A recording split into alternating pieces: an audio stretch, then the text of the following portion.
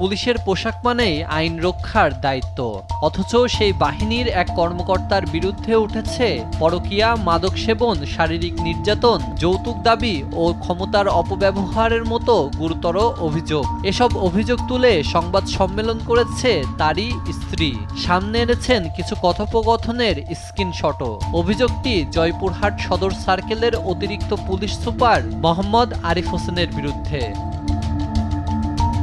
ঢাকায় সংবাদ সম্মেলনে পুলিশ কর্মকর্তা মোহাম্মদ আরিফ হোসেনের স্ত্রী সামিয়া খান এশা অভিযোগ করেন, 2019 সালে তাদের বিয়ের পর শুরুতে সংসার স্বাভাবিক থাকলেও পরবর্তীতে স্বামীর আচরণে পরিবর্তন আসে। তার দাবি, মাদকাসক্তির পাশাপাশি একাধিক নারীর সঙ্গে অনৈতিক সম্পর্কে জড়িয়ে পড়েন আরিফ হোসেন। রাজধানীর মোহাম্মদপুরের একটি বাসাতে নিয়মিত মাদক সেবন ও অসামাজিক কর্মকাণ্ড চলত বলে অভিযোগ স্ত্রীর। বিভিন্ন নারীদের সঙ্গে অনৈতিক সম্পর্কে জড়িত তিনি, যার বেশিরভাগ প্রমাণ ভিডিও সহ রয়েছে। এমনকি আমার অনুপস্থিতিতে আমার বাসায় বিভিন্ন নারী এনে রাত কাটান। এসবের প্রতিবাদ করলে নিয়মিত আমাকে শারীরিক ও মানসিক নির্যাতন করে। এশা জানান, গত 30 মে মোহাম্মদপুরের ওই বাসায় স্বামীকে আপত্তিকর অবস্থায় দেখতে পেয়ে প্রতিবাদ করেন তিনি। এ সময় তাকে শারীরিকভাবে নির্যাতন করা হয়, এমনকি মিথ্যা মামলায় ফাঁসিয়ে দেওয়ার হুমকিও দেওয়া হয় বলে দাবি করেন এশা।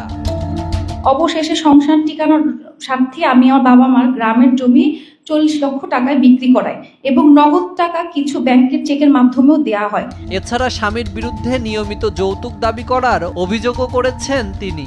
এশার অভিযোগ, জমি বিক্রি করে 40 লাখ টাকা দেওয়ার পরও ফের 50 লাখ টাকা দাবি করেন আরিফ। একই সঙ্গে তাকে এবং তার 5 বছর বয়সী কন্যা শিশুকে মারধর করে বাসা থেকে বের করে দেওয়ার অভিযোগও করেন স্ত্রী।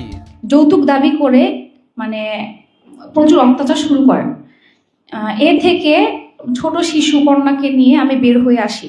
এদিকে সংবাদ সম্মেলনে অভিযোগের সঙ্গে সংশ্লিষ্ট কিছু কথোপকথনের স্ক্রিনশটও প্রকাশ করা হয়। এসব কথোপকথনে নারীদের নিয়ে আপত্তিকর আলোচনা রয়েছে বলে দাবি এশার। তো মোবাইলটাও সে টেকনিক্যালি তার দোষগুলো ঢাকাটা সে টেকনিক্যালি মোবাইলটা সরাই ফেলছে আমার কাছ থেকে। স্ত্রীর তোলা এসব অভিযোগের বিষয়ে বক্তব্য জানতে জয়পুরহাট সদর সার্কেলের অতিরিক্ত পুলিশ সুপার মোহাম্মদ আরিফ হোসেনের মুঠোফোনে একাধিকবার যোগাযোগের চেষ্টা করা হলেও তার কোনো সাড়া পাওয়া যায়নি।